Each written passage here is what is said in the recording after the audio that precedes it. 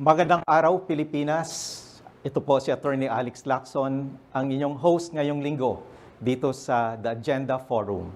Ang topic po natin itong araw ay EDSA People Power. Ano-ano ang mga pagbabago at pagkukulang. 38 years na po ang lumipas simula na nangyari ang EDSA People Power noong 1986. Higit sa 2 milyong Pilipino buong tapang nilusob ang EDSA. Hinarap ang mga tangke, pinaglaban ang kalayaan at demokrasya.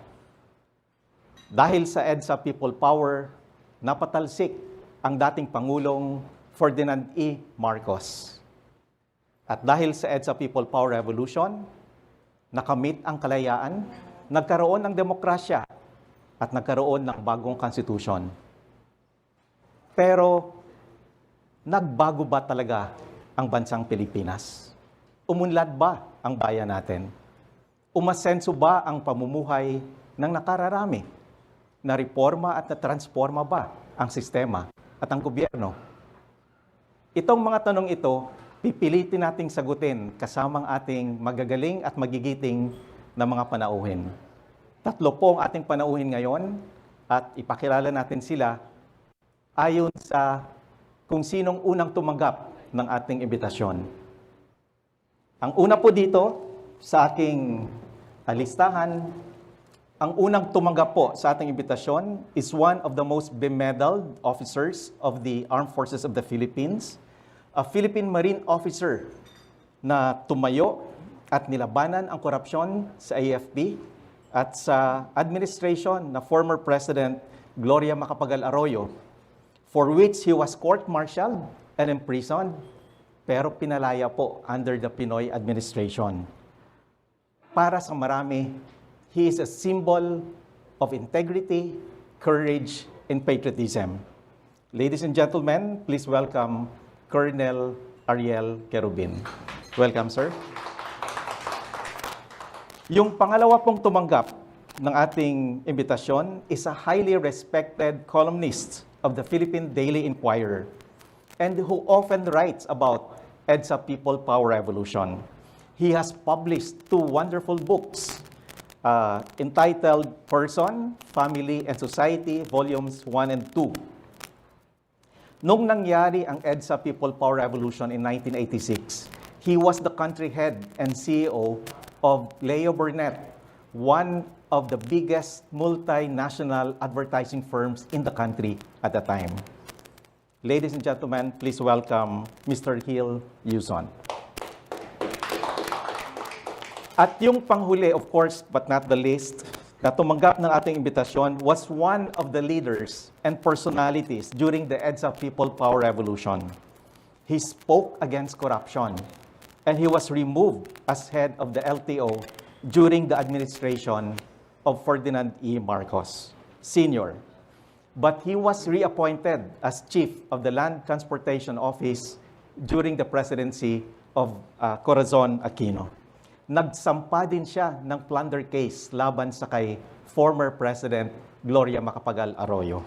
Ladies and gentlemen, please welcome Colonel Mar Santiago. Gentlemen, welcome to our show today, and with our topic, I would like to begin with the first question. EDSA People Power Revolution, nareforma ba at natransforma ang sistema at ang gobyerno natin? Simulan po natin sa kay Colonel Ariel, sir.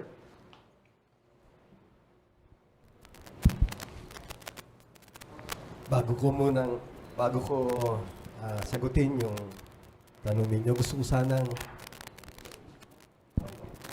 Meron, sir. Gusto ko sanang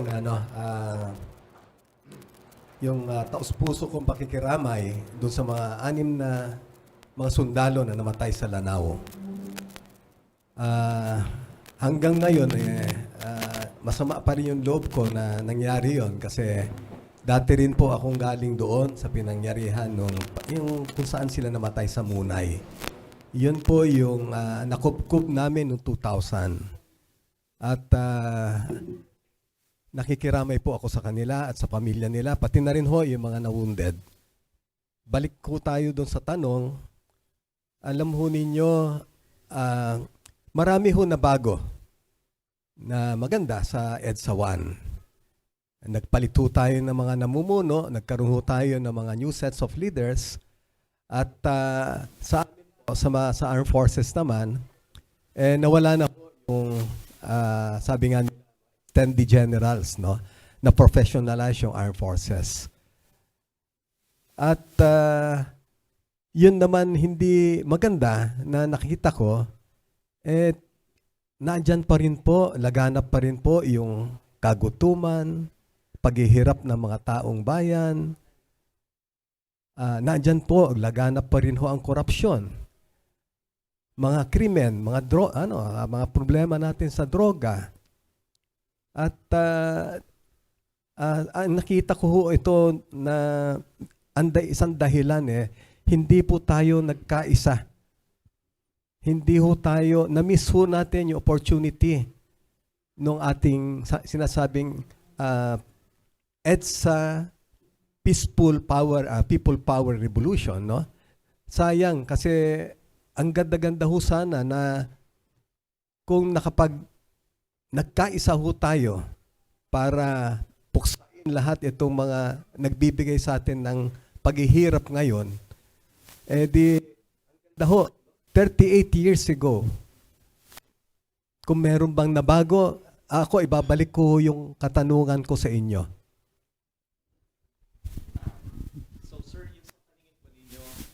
Ang naging dahilan ay yung hindi nating pagkakaisa. Sa tingin ko, yun ang talagang dahilan. Kasi nga, nakita mo nandun pa rin yung hanggang ngayon, no? Kahit na sa mga kalaban natin, armadong grupo. Di sana kung napagbigyan sila o nagkakaisa tayo para labanan kunwari. Yan, lalo na lang sa nangyayari ngayon sa yung ating West Philippine Sea na yan. Kung saan busy tayo nag-aaway, no? Parang pero napapabayaan natin tayo, hinahayaan lang natin na ninanakaw yung mga isda natin, pinapahirapan yung ating mga mangingisda, nabubuli tayo. Wala tayong ginagawa kasi nga masyado tayong masyado tayong engrossed sa pag-aaway lang na ganito. It's so divisive na yun yung nakita ko na nangyari nung sa EDSA 1 ba na miss natin. Kasi nagdaan ng maraming leaders, no? Yung kulturo ng pagiging vindictiveness na andun pa rin. Sabi ko nga, I have seen and felt a lot of sufferings, no? While out there in the field fighting all the armed groups in the Philippines, no? Of course, I was, I suffered a lot. Kaya ang sabi ko nga why can't we all sit down, set aside our differences, and be united? Para naman sana na umunlad ang ating bansa. Marami nagtatanong kasi I'm known as a warrior, a ruthless warrior. Now talking peace. Kasi napagdaanan ko na lahat yan. And nakita ko wala rin talaga nangyayari. Kasi nga hanggang ngayon, nag-aaway-aaway pa rin tayo. Hindi natin ma-address yung problema natin sa droga, yung kagutuman, paghihirap. Nandyan pa rin yung corruption. Now, we'd like to ask si Mr. Gil Yuson the same question po, no? And if you have anything to say on the topic in general, but try to answer that question. Na-reforma ba, na-transforma ba ang gobyerno at ang sistema natin? At bakit? Kung mamarapatin po ninyo dahil ang aking column sa Inquirer nasa English, pwede po bang i-Englishin ko? Pwede po. Pwedeng Taglish po. Pwedeng Taglish or English. Well, to answer your question directly, I think there were reforms that were effective as a result of EDSA. But the transformation, I don't think, happened. Not at least, not for a long period. But EDSA was necessary in a way because we had to get back to democracy. But when we got back to our democracy, our old culture of fragmentation, of division, came back because there was no transformation. I think at this time, EDSA was the spark which did not really catch fire long term. And today, there are more things that divide us than those things that unite us. Pero ang akin pong gustong sabihin tungkol sa EDSA ay because it was such a momentous and historic event, it should not be deleted from our history. It cannot be deleted by one stroke of a presidential proclamation. EDSA was the model for at least 20 countries around the world to do their own peaceful revolutions, especially after the Cold War. The former Soviet bloc countries, they became democratic, and many of them have progressed since then. I cannot say all, but I think we were the toast of the world. But right now, we're really falling behind, especially even among our Asian and ASEAN neighbors. We're really falling way behind. We're now at the tail ender, whereas before we used to be at the top of the heap. That's what I'd like to say. Yeah. Said that there were reforms that were implemented, but no transformation that happened. Yes. Oh, dahil bumalik tayo sa dating gawi. Yun ba yung sinasabi niyo kanina? We were never really. I believe in my art, in my writings, I always say that the fate and the destiny of a nation depends upon the values of the people. But the values of the people are very much influenced by its leaders. And when the leaders do not lead by example and do not show the people or tell the people what to do in a clear manner, then the country remains lethargic. And I think that is what has happened to us. We've had ups and downs since President Cory. There were leaders that really were dynamic, and there were leaders that were not so dynamic. And we, without naming names, we even have leaders whose overall effect on our country were deleterious or harmful. So the thing is, we're sort of going up and down, but our trajectory is not upwards overall. Oh, thank you, Hill. Now we would like to hear from Colonel Mars Santiago. As I mentioned a while ago in the introduction, he was one of the leaders and personalities during the EDSA People Power Revolution. Sir, the same question, sir. Before that, gusto ko munang batiin si Colonel Ariel Kerubin, yung ating Medal of Valor awardee. He was a captain noong EDSA People Power Revolution at kinukumbinsi ko siyang sumama sa side namin. Actually, this is a good deal. After EDSA, namili na lang ako sa sideline lang ako, hindi ko umattend kahit anong celebration.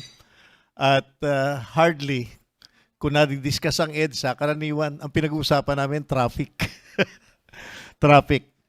But actually, ang EDSA, ang isa sa pinakamahirap na desisyon na ginawa ko sa aking buhay. Because dahil noong mula 1969 hanggang 1986, isa akong aktibong officer ng Presidential Guard Battalion ni President Marcos. And in fact, malaking utang na loob ko rin sa kanya na binigyan niya ako ng trabaho bilang LTO chief noong panahon na yon with a clear mandate. Kaya nga, iba yung impression ko kay President Marcos as against sa iba. Dahil ang bilin niya sa akin, linisin mo yung ahensya na yan. So he was like that.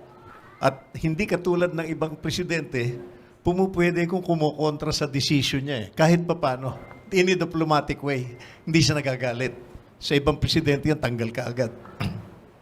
But as I said, mahirap yung pagtalikod mo sa kanya. Dahil unang-una, kagaya nitong ating host, ay na-ingrain sa amin sa PMA ang salitang loyalty. Loyalty, pero siguro coincidence. Noong ipanganak ako, ako'y pinanganak ng August 19, 1944. Yan ang panahon, yan ang birthday ni dating Pangulong Manuel Quezon.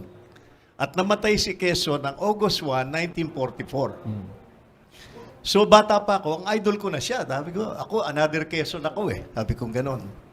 So yung namulat ako doong, my loyalty to my party ends where my loyalty to my country begins.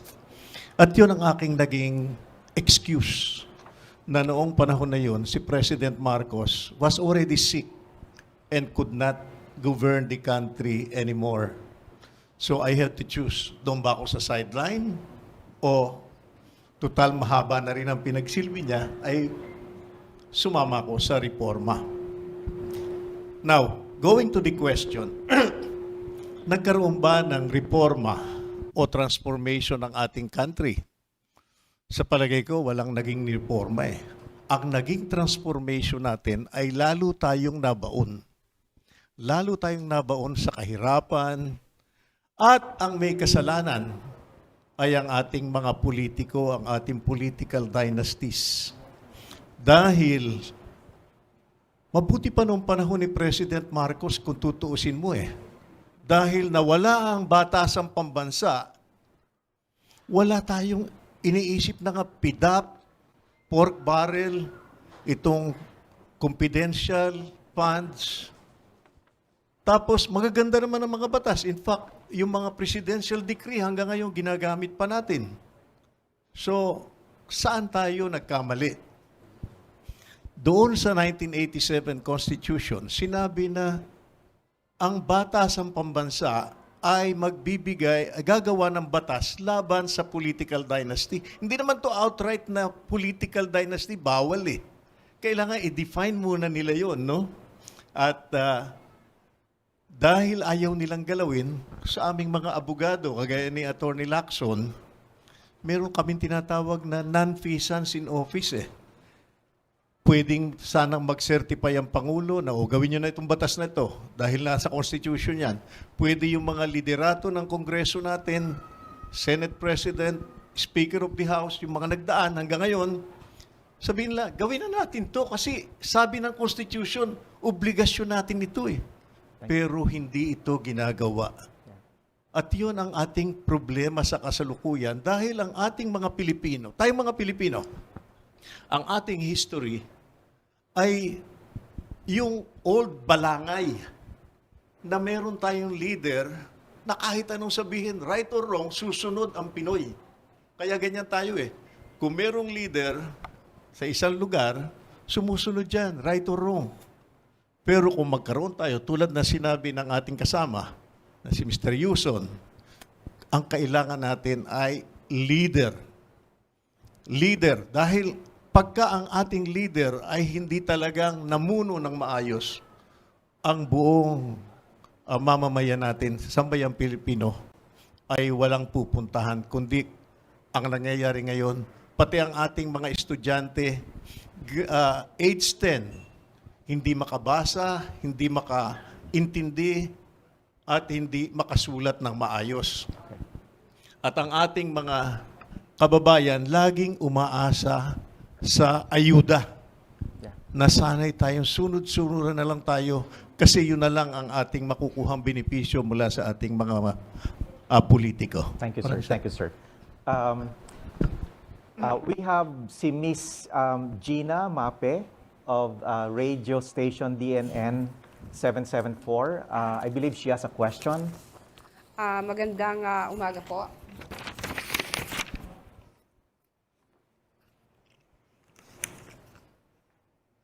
Hi Hi sir, magandang umaga po sa inyo. Good morning, Ah, magandang umaga. Tanong ko lang po kung ano yung mga pagbabago at mabuting na idulot ng EDSA People Power kung meron. So, ano daw po yung mga pagbabago o mabubuting Naidulot. bagay na naidulot ng EDSA People Power sa ating mga Pilipino? Yeah. Simulan po natin kay Colonel Reyes. Sa amin po, sa hanay po ng Armed Forces. Dati-dati ho kasi, nung panahon ho, bago mag-EDSA Revolution, nag-aalboroto na po ang mga Military. senior officers natin noon, even yung military, aside from may mga corruption or meron kasing mga overstaying na officers at that time. So, na-deny po yung karamihan ng mga senior officers noon nung pagkakataon din nila na mamuno sana kasi ano po yun, no? It's a fact naman na nung time na yan, may 3, may 4 na taon na hindi sila nagre-retire. Pero nung nagkaroon ng EDSA Revolution, na-professionalize po yung armed forces. Naisulong na rin yung dapat talaga na reforma na maaring hindi kaagad-agad na bago. Pero unti-unti na kung titignan nga ninyo ngayon, di ba, sa totoo lang, ang taas po ng trust rating ng armed forces ngayon. Yun po yung palagi kong sinasabi na ang lahat po ng solusyon natin kasi sa problema natin ngayon di ho ba dapat maayos o isang matapang, disiplinado, matapat at mabuting pamamahala. Ngayon po na yung armed forces mataas na yung kanyang trust rating. Sana man ho yung ibang mga ahensya mag-step up para mapantayan yan. Kasi at the end of the day, sabi ko, hanggat meron pong corruption, meron social injustice, meron pa rin dyan yung poverty, non-delivery of basic services, military abuses, may mga police brutality, insurgency will persist. Di po ba? Kasi wala na hong mga ideologues ngayon But they thrive on issues. Hanggat may mga issues na ganito, marami pa rin tayo mga aktivista na gaya ko dahil aktivista naman ako bago pumasok sa PMA. Well, thank you. Mr. Hill, Yusuf. Yeah, same question. Ano sa palagay ninyo mga pagbabago at mababuting bagay na naidulot sa People Power? Ipong bagay na naidulot ng EDSA People Power ay napaka-basic sa atin. It restored our democracy. Because before that, I mean, no matter if we had the trappings of democracy or freedom, ay wala po talaga.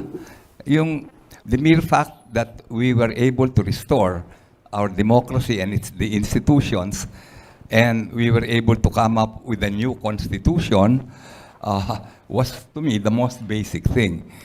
And aside from that, the restoration of democracy enabled the rise of good leaders as well as mediocre and bad leaders. But as President Quezon said, he'd rather have Philippines run like hell by Filipinos rather than run like heaven by Americans. But unfortunately, we're already close. We're already in purgatory right now. So, yun po ang malaking nabigay sa atin. Kaya ngayon, we have leaders that are good, mediocre, and bad. But without democracy, we will not have those leaders who can be freely elected by the people. And of course, I'm saying that even the people in Congress right now, they wouldn't be there in Congress if we didn't have EDSA. We would have something else, but definitely not our present constitution, nor the congressmen, senators that run our country. So to me, that's the basic thing that happened. And one last thing. When we had a very unassuming leader in President noy, no? He was very unassuming. He was even reluctant, no? But if you look at the real record, in spite of all the bad press he's been getting, I wrote in my article in the Inquirer that let's look at it objectively. We went up in all the indices, in the economic and enterprise indices that are accepted throughout the world. In other words, even the ease of doing business, our GDP, everything. We were supposed to be the next tiger of Asia. And it's all proven. So in spite of the fact that he never really said much, the actions speak for themselves. And at least there are certain bright spots that came after EDSA. Thank you, sir. Thank you, sir. Colonel Mar? Same Well, question, sir. actually, ang nakita ko lang na isa sa pinakamagandang nangyari sa EDSA ay ang ating pagkakagising na pwede pala tayong magkaisa-isa for a common purpose. Ang naging problema lamang dito ay naging biktima ang mga tao ng rising expectation. Marami tayong inisip na mangyayari dahil dito sa EDSA na pinalakpakan ng buong mundo. Unfortunately, tulad na sinabi, babalik tayo sa problema natin na kailangan natin ay leader na talagang mamumuno sa atin. Maraming, I might be jumping ahead, pero marami tayong mga pangyayari na dahil din sa EDSA, nakita natin na, dahil doon sa reaction sa leadership ni Pangulong Marcos, yung mga problema na pinilit niyang bigyan ng solusyon. Case in point, Bataan Nuclear Power Plant. Yung problema 38 years ago at naging problema ng rotating brownout ng panahon ni President FBR, hanggang ngayon yung pa rin ang pinag-uusapan natin, orange alert ng power. Bakit nangyari ito? 38 years after Marcos. Yes, sir. Yes. Yung pa rin ang ating problema. So, merong pinaka-importante lamang yung ating pagkamulat bilang mamamayan na pwede naman pala tayo magkaisa. At dito sa pagkakaisa na to, ito ang kailangang imulat ulit para alisin natin yung mga humahadlang sa demokrasya natin. Ngayon, napalagay natin demokrasya, pero para sa akin false democracy. Thank you, sir. Thank you, sir. At this, Miss Gina Mapet, thank you very much for that question. Pwede po bang humirit na isa pang tanong? Kasi may nabanggit lang po kanina si Colonel Carubina, vindictiveness. Would you see the same situation in the present administration? Lahatin ko, no? Kasi lahatin ko. Kahit sino naging presidente, pag upo niya, makita mo naman, di ba? Babalikan niya yung pinalitan niya. Lahatin ko yan. Wala akong nakita kasi na namuno na hindi nila ginawa yon. Instead, kunwari na mag-offer na olive branch, di ba? Kasi sa akin, kunwari, I spoke before Congress nung December 5, no? 2023 about yung amnesty and peace talks. Yeah. Ako po, produkto ko ng peace negotiations kasi nagrebelde po ako. Military reformist po ako. So, nabigyan po ako ng 2 beses din na amnesty. So, inuulit ko palagi ang sinasabi ko nga doon sa Kongreso na nothing positive will come out of these peace talks, no? If on the government for its side will not shape up to address the root causes, no? Thank you. Thank you. Ka? Yeah. President Marcos is not an exemption to the rule, right? Thank you. Yeah. Thank you. Thank you very much. Thank you, Miss Gina Mape, and thank you, sir. At this point in time, let's have a very short commercial break. We have actually a video for you, so please watch the video. Sound, please.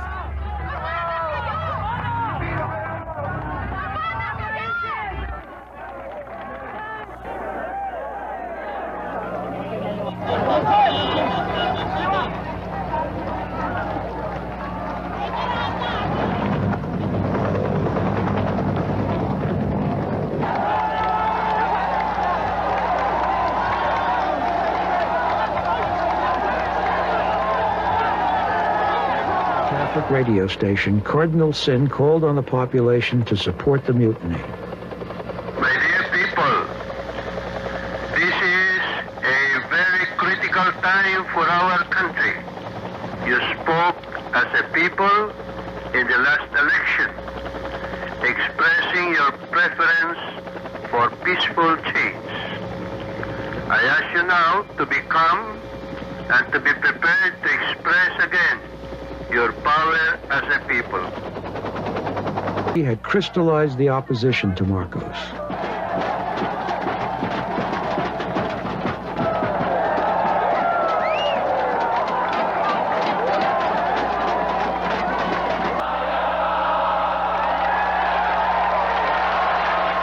There was no way for the crowds to know whether Marcos's forces would shoot, but they remained in the streets day and night.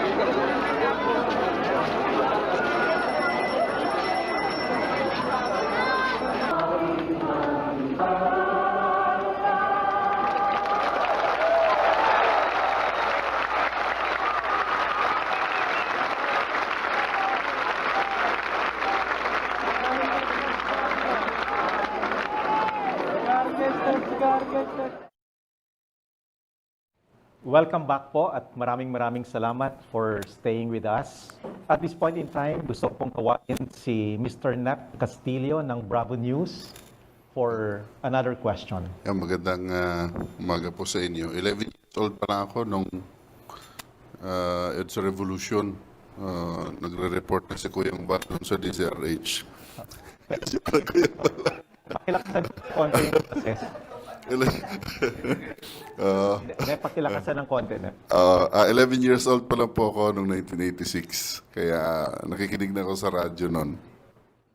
Well, alam ko, no, may pagkakamali talaga at mga pagkukulang. Ang totoo, gusto kong mag-post kaagad ng sasabihin nyo, yung internet connection ko 10 years ago, ganun pa rin yung bilis ngayon. Ano yung mga pagkukulang? Well, kay Colonel Kerubin sa hanay ng AFP, kay Mr. Yuson siguro sa hanay ng media, no, kung may pagbabago pa. May pagkukulang ba ang media na nagawa? Bakit hanggang ngayon dito pa rin tayo? Kay Sir Mar naman, sa mga ahensya ng gobyerno, no, yung LTO niya na pinamumunuan noon, hanggang ngayon, may gagawin pa rin investigasyon dahil sa mga korupsyon. So, ano yung mga pagkakamali na yun at mga pagkukulang? Nep, if I may just put it in context. Sige. Hindi na-transforma ang bansa, ang gobyerno. Anong mga pagkakamali? Anong mga pagkukulang? Ganun ba? Yeah. Tama, no? So, unahin naman natin si Colonel Mar. tapos si Mr. Hill Yuson, then last si Colonel Quirubin. Yeah. And if you can just limit to 2 minutes, Yeah, please, para we can ask more questions. Thank I think ang pinaka-basic na pagkakamali yung anything about Marcos, inalis. From the start, lahat ng ma-identify kay Marcos ay naging masama at in-stop. Kanina sinabi ko yung Bataan Nuclear Power Plant. Binayaran natin ito eh. If I were in the position na ako magdi-decide, iti-take advantage ko yun. Saka ko na lang hahabulin yung mga responsable sa corruption, kung may corruption yung pagkaka-acquire ng nuclear plant. Pero gamitin natin, di ba? Also, ang mga lumabas na mga leader ng EDSA ay parang dogs with the same collar. Noong sila na, parang yung sinasabi ni Erap, weather lang yan. Noong sila na nakaupo, sila pa rin ang nagsamantala at parang niloko yung mga taong sumuporta at sumama sa EDSA. Maraming salamat, sir. Thank you. Mr. Hill Yuson, sir. Can you clarify the question again? Bakit hindi na-transforma ang sistema, ang gobyerno? Anong pagkukulang? Anong pagkakamali? Well, talagang sa akin ang pagkakamali ay ang ating pamimili ng mga pinuno. Hindi tayo na-reforma kasi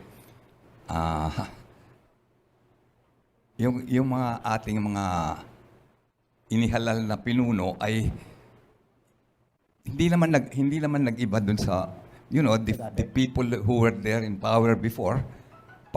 Some of them were new, and as the Colonel said, they're same dog with different color, no? But also the ones that were there before came back. They were able to come back.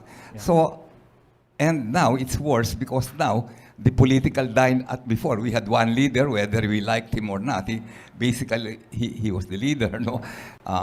Unfortunately, if I may say so, there were more defects than virtues in that leadership. But right now we have political dynasties, and we keep re-electing the same people, and we have a constitution that seems to be just a piece of paper when it comes to the provisions that it has, and none of our leaders have the will. The Senate, the Congress, the President, none of them have had the will to really enact the implementing rules to really enforce the abolition of political dynasties.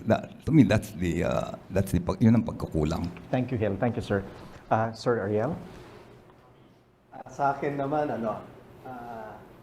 after kasi nung EDSA na yan, hanggang ngayon, makikita mo pa rin na hindi tayo nagkakaisa. Sayang yung alam mo yung, iba, kaya nga tayo nagkaroon ng EDSA 1 dahil gusto natin na magkaroon ng pagbabago at magkaisa. Ang tanong, nagkaisa mo ba tayo? Hindi naman eh. At hanggang ngayon, kaya may problem pa rin tayo sa ating yung mga grupo, yung mga armadong grupo, di ba? Ang dami pa rin kasi ang nangyari nga, hindi tayo nagkakaisa. Hindi natin to iayos ba na magkaisa in the sense na may tunay tayo mga kalaban, no? Kalaban natin yung corruption na yan. Kalaban natin yung krimen, kalaban natin ang droga, kalaban natin, ang dami natin dapat tutukan na kalaban. Yung kalaban natin, yung nagbubuli sa atin na nagnanakaw ng mga isda natin sa West Philippine Sea na yan. Hindi tayo nagkakaisa. Hanggang ngayon, iba-iba. Di ba? Papansinin mo, yun ang pagkukulang na nakita ko. Hindi tayo nagkakaisa. At sana, sabi ko nga, galing na ako dyan, no? Lahat nakaaway ko na. Lahat ng armadong grupo nakaaway ko na. Nasubukan ko na rin namatay. Bakit hindi natin i-set aside itong mga differences na to? Then let's all unite ba for the country? Kasi yun lang naman ang kailangan natin. Magbuo tayo, magkaisa tayo. Well said, sir. Well said, sir. Next, we have si Mr. Nino Aklan ng Hataw News for his question. Good morning, gentlemen. What reforms do we need to bring the country to the path of genuine progress and development after that EDSA happened? Ano daw ang reforma na kailangan ng ating bansa para isulong natin ang ating bansa tungo sa tunay na pag-unlad at pagbabago? What reforms do you think does our country need to bring our country to the path of genuine progress and development? Sino pong gusto mauna? Mauna naman si ano? Yes. Colonel Mar? Yeah. Well, basic ang ating reforma na dapat gawin, yung ating education system. Kasi natatandaan ko nung bata kami, ang kumakanta kami sa elementary, the whole class, yung puro nationalistic, patriotic songs. Kasi alam niyo yung kanta, mas madaling mag-ingrain sa katauhan natin ng ating mga, yung nakakareforma sa atin yan eh. Kaya kung laging nasa isip ng bata, yung pagmamahal sa bayan, eventually, tutuloy-tuloy tayo sa progreso. Ngayon, ang problema natin eh, even yung mga teacher natin eh, namulat na doon sa maling sistema. So we have to have a complete revival noong ating good manners and right conduct at yung ating sense of patriotism. Very basic sa lahat. And then, siguro, mawala, hindi ko malaman kung paano natin gagawin, na mawala sa isip ng ating mga politiko yung power. Kasi ang nangyari ngayon, ang pagiging politician ay mas malaki ang kita kaysa sa mag-business ka. Pamilya, sila na lahat ang kumukolekta ng pera ng bayan. Sometimes maganda ang political dynasty, no? Kung merong magkapatid, halimbawa, isa congressman, isa mayor, kung talaga magtatrabaho sa bayan yan, laki na magagawa niyan. Pero ang nangyayari ngayon, meron pa yung mayor ang lalaki, vice mayor ang babae, mag-asawa. So maraming reforma tayong kailangan gawin. At hindi naman ako masyadong pessimistic dito, pero napipil ko na mahirap na magkaroon ng bagong EDSA. Siguro ang susunod, power grab o yung tinatawag naming surgical operation. Vigilante na lang, patayin na lang lahat sa mga luwakong politiko. Yeah. Okay. Mr. Hilyuson, sir? As I wrote in one of my articles at the Inquirer, we are caught in a vicious cycle. Okay? Look at the vicious cycle. We have political dynasties and it results in poor governance overall. This poor governance or bad governance results in corruption. There's a lot of corruption happening. Because of corruption, we lose the resources, and we have a lot of resources. No, we lose the resources that can be placed in areas that will develop the country. But because we lose resources and we do not invest them properly, we have poverty. Because we have poverty, our children cannot be properly educated because they're malnourished to start with. And because of their malnourishment, they grow up to be, we have the lowest IQ, by the way, in ASEAN. They grow up to be not intelligent voters. And because they're not intelligent, discriminating voters, they elect, again, people who should not be our leaders. So it's a vicious cycle.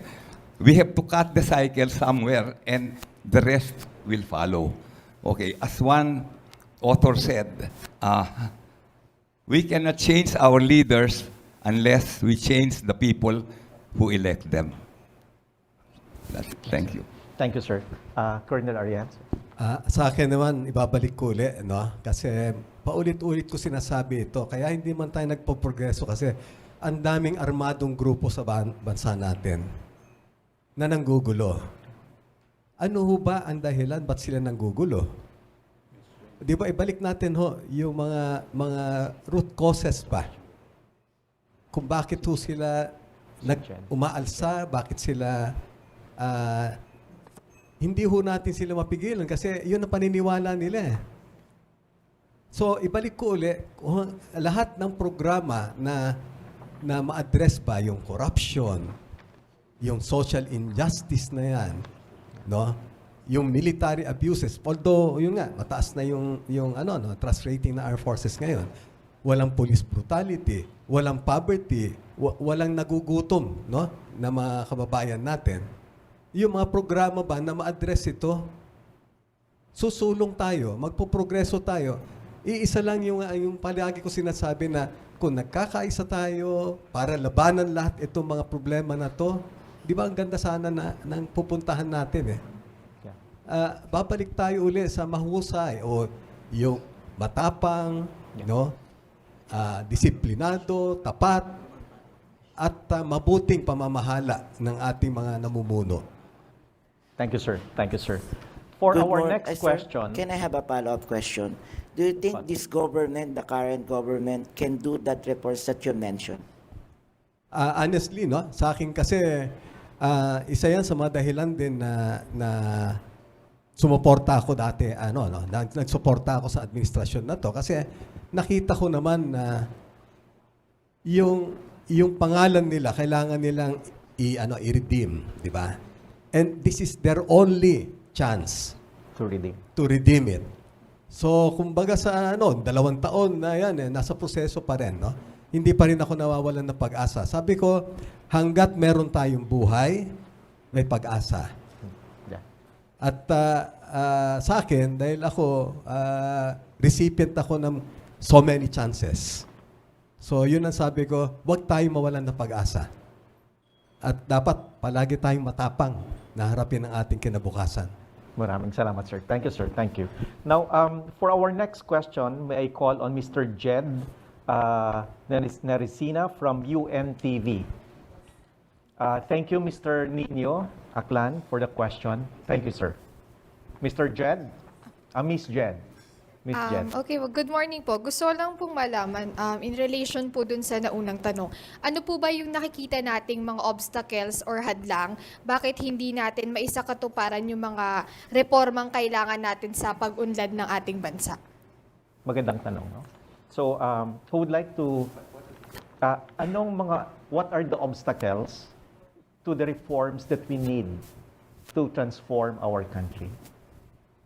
Or what are the obstacles to for our country to develop and to progress? Well, that's a very big question. Yeah. May I answer? Yeah, but we That's have to a very start big somewhere. question. Let's try there- answering that question. To simplify, I read the other day an analysis of this thing, and we have to change our culture, and that's a very big our culture, because unless we change our culture of fragmentation and divisiveness, yung hindi tayo nag-iisa, it's But not whose culture? The culture of the political dynasties, the business oligarchs? Our culture the is people, the multifaceted. citizens? Historically, politically, Yeah.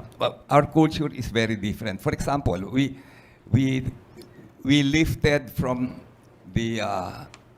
our colonizers, especially the United States, their form of democracy, and we transformed it when actually, I think our culture is not ready for that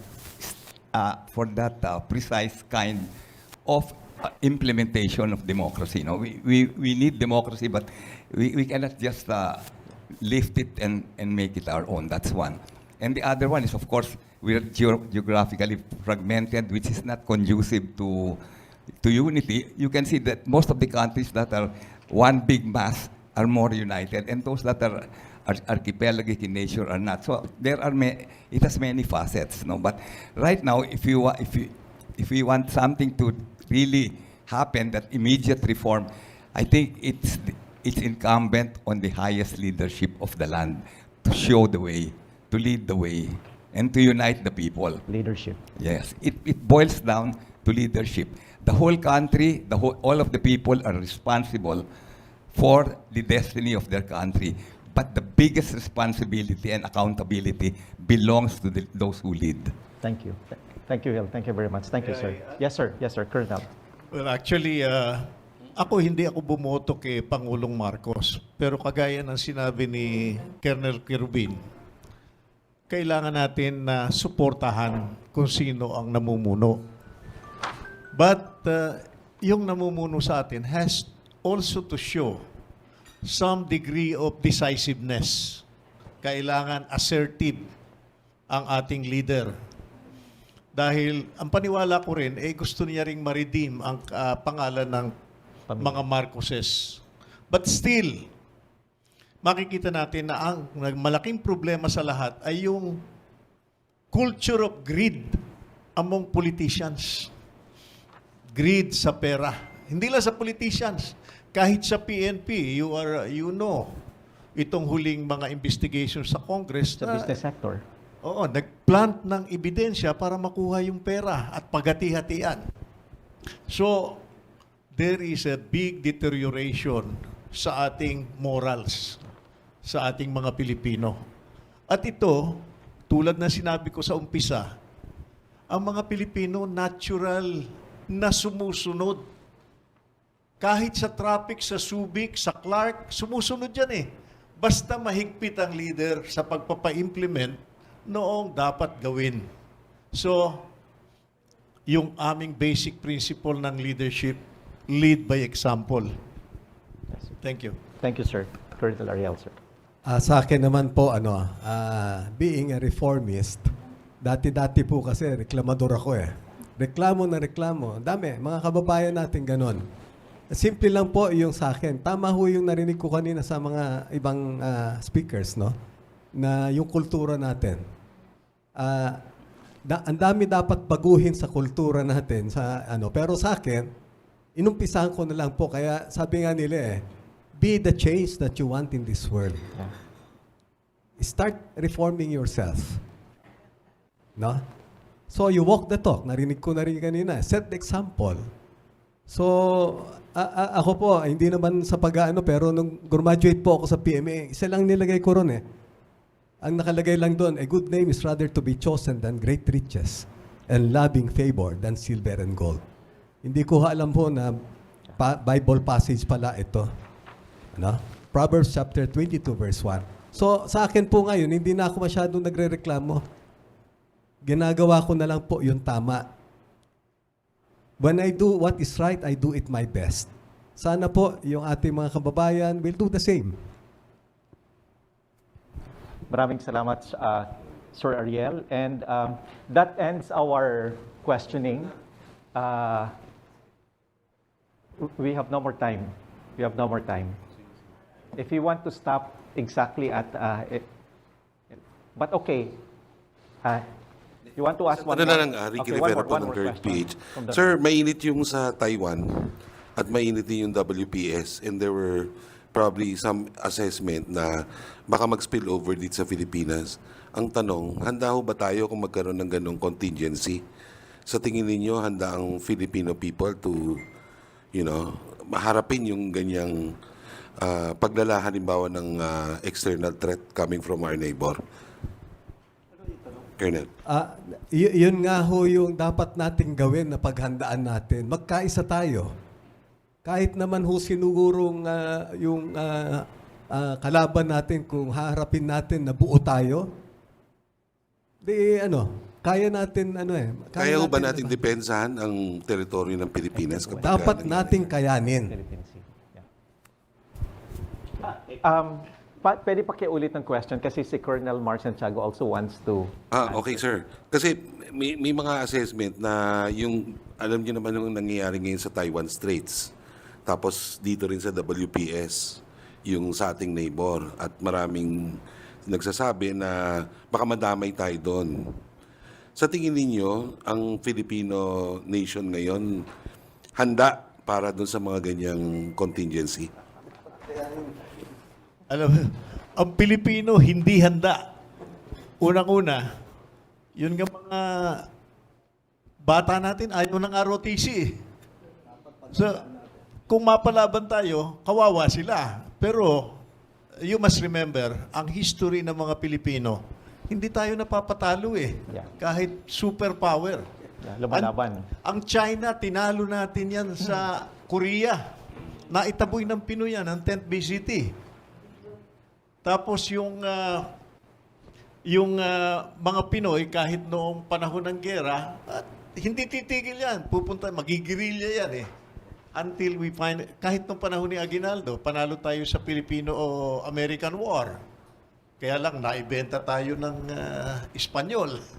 So, let us not be disheartened. Palagay ko, especially kung magkakaroon ng gera sa susunod, all out na yun. Kasi sir, Wala na. pinagyayabang nila mga Wala 5 to nang 10 minutes mananalo. lang daw eh. Makakapasok sila sa atin. Okay. Let's have our closing statement from each. Let's go back to the topic, which is EDSA People Power. So, I would like to begin with Mr. Hill Yuson, sir. Any closing messages or statements? My only closing message is very simple. Whether EDSA was fully successful, somewhat successful, or as some people said, was a failure, it restored our way of democracy to us. And today, we will not be having this forum basically because if we did not have EDSA. And so we owe something to that event. We cannot just say it's no longer part of our national calendar of holidays.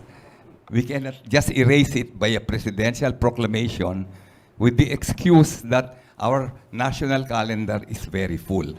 It happened, it's history. Let's respect that event. Let's celebrate it for what it was.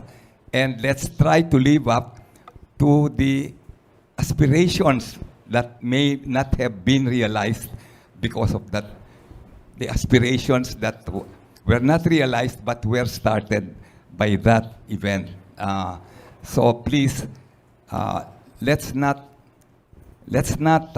just be quiet and surrender and have a sound of silence, because that is not the first thing that will go away. Other memories of the restoration of our democracy, the other shrines and other remembrances, let us not just give them up without a whimper. Let's just celebrate what was the past. And what is history, let's respect. Thank you. Thank you, sir. Thank you, sir. For Delmar? Well, sa akin, ang EDSA ay spirit. Yung spirit behind it. Umasa ang ating mga mamamayan sa reforma at karampatan lamang na ang ating mga leaders ay tingnan bakit nangyari ang EDSA. At mula roon, doon sila magsisimula dahil ito ay hangarin ng lahat na maging tulay sa pagbabago ng ating sambayanang Pilipino. Thank you, sir. Colonel. Yeah, gaya ng mga naunang mga speakers, sa akin po, nananawagan ako sa taong bayan na sana wag ninyong sayangin yung nangyari na EDSA 1, no? Kasi sa totoo lang, naghangad tayo ng reforma, naghangad tayo ng pagkakaisa, at hindi natin nakamit ito. Bakit hindi tayo ngayon magkaisa? No? Magkaisa para labanan natin talaga ang tunay natin na mga sabihin natin, enemies, no?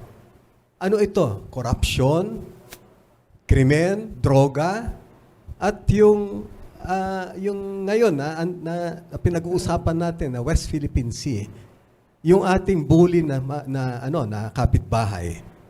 Yan dapat ang unang magkaisa tayo para harapin natin ito.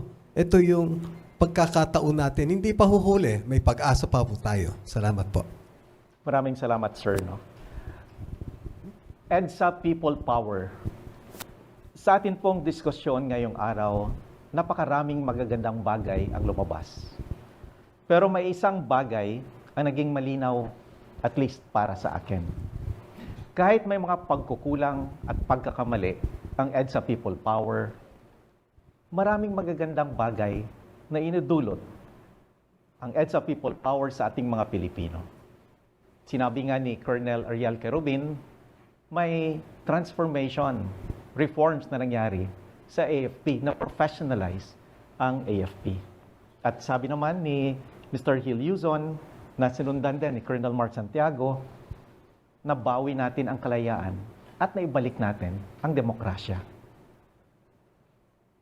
Pero pangatlo, na-discover nating mga Pilipino na ang taong bayan pala, pag nagsama-sama, ay may kapangyarihan na patalsikin sa pwesto kahit yung isang diktador sa mapayapang paraan. At dito natuwa at natuto ang buong mundo sa Pilipino.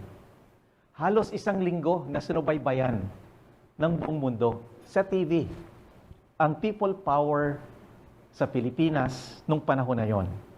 At may inamin sila na natunang maganda sa Pilipino. Na ang mamamayan, pag nagsama-sama, kaya palang tanggalin sa pwesto. Kahit sino, kahit ang diktador, sa mapayapang paraan. At sabi nga ni Mr. Gil Yuzon, higit sa 20 kabansa ang gumaya sa people power ng Pilipino para ipaglaban ang kalayaan demokrasya sa kani-kanilang bansa. Ang naging problema lang sa ating bansa, nang nakamit na natin ang kalayaan demokrasya, bumalik sa dating gawi ang ating mga lideres. Bumalik sa dating gawi ang mga politiko at malalaking negosyante. Ang mga political dynasties, bumalik sila sa kanya-kanya at pamilya lang mentality nila. Gusto nila, sila lang at ang pamilya nila ang parating nakaupo sa pwesto. Tingnan mo ang Kongreso, kontrolado ng political dynasties. Kaya hindi maisa sa batas ang mga reforma at layunin ng bagong konstitusyon. Tingnan mo ang mga LGUs. Kontrolado na rin ng mga political dynasties.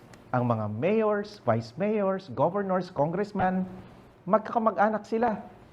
Kaya walang check and balance. Kaya grabe ang korupsyon kahit sa level ng mga LGUs. At ang mga business oligarchs or malalaking negosyo, bumalik din sa dating gawi. Karamihan sa kanila, puro kita at pagpapayaman lang ang inuuna. Sa totoo lang, ang mga irresponsable at unenlightened elite natin sa bansa, sa aking paningin, sila talaga ang pinakahadlang. Kaya hindi umuunlad ang ating bansang Pilipinas. Silang mga irresponsable at unenlightened elite ng ating bansa. Karamihan sa kanila, makasarili. Matatakaw, mga ganid at sakim. Maliliit ang puso. Sila talaga ang ugat ng kahirapan. Sila talaga ang hadlang sa pag-unlad ng ating bayan. Sabi ko nga, dapat sa kanila, sampalin, at suntukin, at sipain. Mga pamilya kayo ng mga baboy. Ito po si Attorney Alex Lacson para sa katotohanan, para sa taong bayan. Maraming salamat po. Sir, thank you very much. Maraming salamat. Sir. Thank you very much, sir. Thank you very much. Yeah, thank you very much. Maraming salamat. Thank you for attending from a different